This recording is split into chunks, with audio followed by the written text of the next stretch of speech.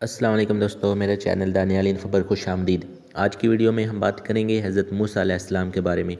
ان کی پیدائش سے پہلے کے واقعات، ان کی پیدائش کے بعد جو کچھ ہوا اور ان کی جوانی سے لے کر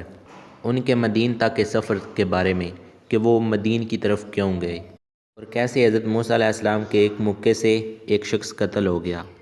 القصص کی آیت نمبر 1 تا 6 میں اللہ تعالیٰ فرماتا ہے، یہ آیتیں ہیں روشن کتاب کی، ہم تم پر پڑھیں موسیٰ اور فرعون کی سچی خبر ان لوگوں کے لیے جو ایمان رکھتے ہیں۔ بے شک فرعون نے زمین پر غلبہ پایا اور اس کے لوگوں کو اپنا تابع بنایا۔ ان میں ایک گروہ کو کمزور دیکھتا، ان کے بیٹوں کو ذبح کرتا اور ان کی عورتوں کو زندہ رکھتا۔ بے شک وہ فسادی تھا اور ہم چاہتے تھے کہ ان کمزوروں پر احسان فرمائیں، ان کو پیشوا بنائیں، ان کے ملک و مال کا انہیں کو وارث بنائیں اور انہیں زمین میں قبضہ دیں، اور فرعون اور حامان اور ان کے لشکروں کو وہی دکھا دیں جس کا انہیں ان کی طرف سے خطرہ ہے۔ تو یہاں پر اللہ تعالیٰ فرماتا ہے کہ فرعون جو تھا وہ جو کمزور گروہ ہوتا تھا جیسے بنی اسرائیل تھے، ان کے بیٹوں کو قتل کر دیتا اور بیٹیوں کو زندہ رکھتا، اور اس کے بعد اللہ تعالیٰ فرماتا ہے اس کے لشکر کو وہی دکھا دیں جس کا انہیں ان کی طرف سے خطرہ ہے۔ تو فرعون کو بنی اسرائیل کی طرف سے کیا خطرہ تھا اور وہ کس وجہ سے ان کے بیٹوں کو قتل کرتا اور بیٹیوں کو زندہ رکھتا؟ اس کے بارے میں دو قول ہیں۔ بنی اسرائیل میں ہمیشہ یہ خبر ہوتی تھی کہ حضرت ابراہیم علیہ السلام کی اولاد میں سے ایک بچہ پیدا ہوگا جس کے ہاتھوں سے مصر کے بادشاہ کا قتل ہوگا اور وہ ہلاک ہو جائے گا۔ اسی طرح ابن مسعود، ابن عباس رضی اللہ تعالیٰ عنہ اور کئی اصحاب سے مروی ہے کہ فرعون نے ایک خواب دیکھا کہ بیت المقدس سے آگ نمودار ہوئی اور اس نے فرعونیوں سمیت تمام مصر کو جلا کر راکھ کر دیا، لیکن بنی اسرائیل کو کوئی نقصان نہ پہنچا۔ فرعون بیدار ہوا تو سہما ہوا، اس نے اپنے جادوگروں اور نجومیوں کو جمع کیا اور ان سے خواب کی تعبیر دریافت کی۔ نجومیوں نے بتایا کہ اس کا مطلب یہ ہے کہ بنی اسرائیل میں ایک بچہ پیدا ہوگا جس کے ہاتھوں میں اہل مصر ہلاک ہو جائیں گے، اس لیے فرعون نے لڑکوں کو قتل کرنے اور لڑکیوں کو زندہ چھوڑنے کا حکم دیا۔ اس کے علاوہ کئی اور مفسرین نے بیان کیا ہے کہ مصریوں نے فرعون سے شکایت کی کہ بنی اسرائیل کے بچوں کو ذبح کرنے کی وجہ سے ان کی تعداد دن بدن کم ہوتی جا رہی ہے، بچے تو قتل ہو رہے ہیں اور بوڑھوں کے روز بروز ضعیف ہونے اور مرنے کا خدشہ ہے، تو جو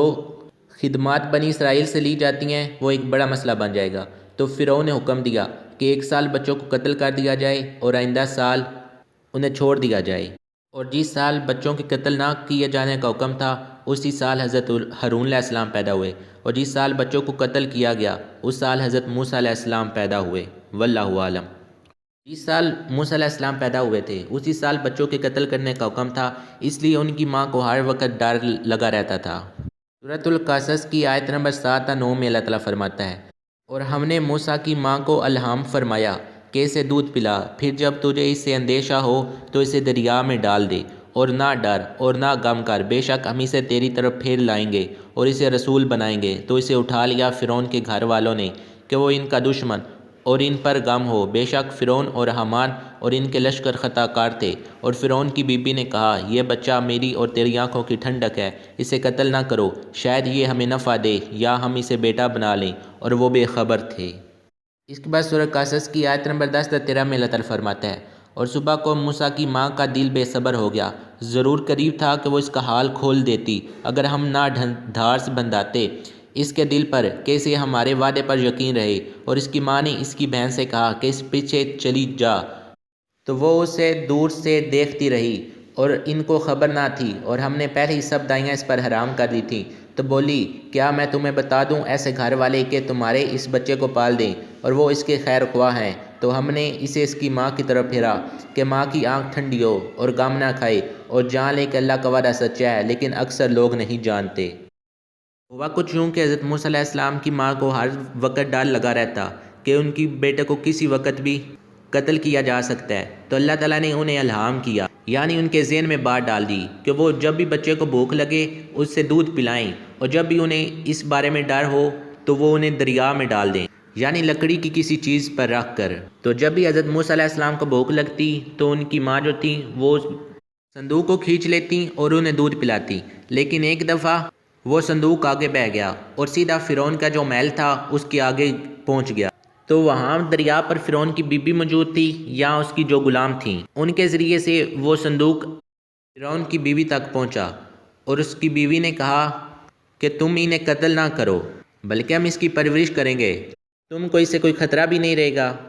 اور وہ مان گیا۔ جیسے جیسے وہ صندوق بہ رہا تھا تو حضرت موسیٰ علیہ السلام کی ماں نے اپنی بیٹی سے کہا کہ تم اس کے پیچھے جاؤ اور دیکھو کہ یہ صندوق کہاں جاتا ہے، اور وہ چپکے سے اس کے پیچھے جاتی رہی اور کسی کو معلوم تک نہ ہوا۔ اور جب وہ محل میں پہنچی تو دیکھا کہ حضرت موسیٰ علیہ السلام کسی بھی دائی کا دودھ نہیں پی رہے اور مسلسل رو رہے ہیں۔ تو انہوں نے کہا کہ میں تمہیں ایک ایسے گھرگنا بتا دوں جو ان کی پرورش کریں گے اور وہ ان کے خیر خواہ ہیں۔ اور جب حضرت موسیٰ علیہ السلام کی ماں کو بلایا گیا اور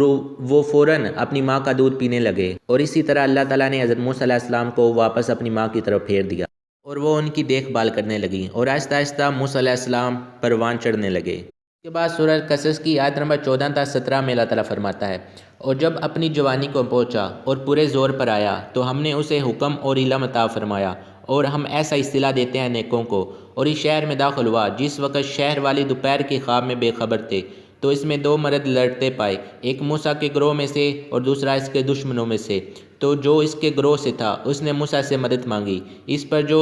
اس کے دشمنوں سے تھا،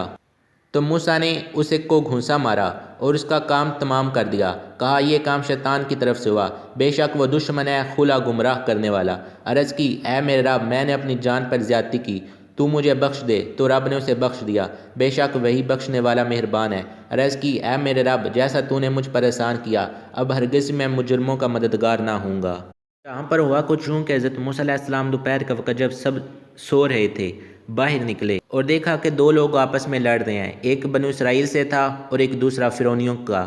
بنی اسرائیل والے نے حضرت موسیٰ علیہ السلام سے مدد مانگی تو حضرت موسیٰ علیہ السلام نے دوسرے کو ایک مکہ مارا اور وہ اسی جگہ مر گیا، لیکن حضرت موسیٰ علیہ السلام کا اسے قتل کرنے کا کوئی ارادہ نہیں تھا، لیکن یہ اللہ کا حکم تھا۔ تو حضرت موسیٰ علیہ السلام نے اسی وقت اللہ سے معافی مانگی اور کہا کہ یہ کام شیطان کی طرف سے ہوا ہے، اور اللہ تعالیٰ نے انہیں معاف کر دیا۔ اور اس کے اگلے دن پھر ایسا ہی واقعہ پیش آیا۔ سورہ القصص کی آیت نمبر 18 تا 21 میں اللہ تعالیٰ فرماتا ہے،